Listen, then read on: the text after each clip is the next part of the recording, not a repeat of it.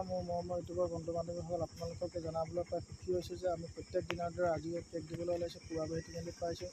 দুখীয়া মানুহ এনেকৈ বাইকত কষ্ট হয়, 5টা নিবলৈ তেওঁৰ অসুবিধা অভাৱৰ কাৰণে পইচা পাতি, আৰু আমি হ'ল 2জন নিবনুৱা। জীৱন সংগ্ৰাম এনেকৈয়ে কৰিব লাগিব। আপোনালোকে আশীৰ্বাদ আৰু কৃপা কৰিব, আমি যে সদায় আগবাঢ়ি যাওঁ। নমস্কাৰ বন্ধু বান্ধৱীসকল, আমি সদায় য'ত কেক দিবলৈ যাওঁ, আহি থাকোঁতে সদায় দেখা পোৱা একদম প্ৰিয় বিষ্ণু মন্দিৰ, ইমান প্ৰিয় বশিষ্ঠা দেখিলেই আপোনালোকক সোমাও লাগে। তাকে আহোঁতে আমি ৰাস্তাতে সদায় দেখোঁ, সদায় সোমাবলৈ মন যায়, সোমাব নোৱাৰোঁ। তাকে ভিডিঅ' যোগেদি আপোনালোকক অকণমান দেখাইছোঁ, ইমান সুন্দৰ মন্দিৰ, সুন্দৰ। নমস্কাৰ বন্ধুসকল, আমি আহি পালোঁ সুন্দৰ ধুনীয়া পৰিৱেশ।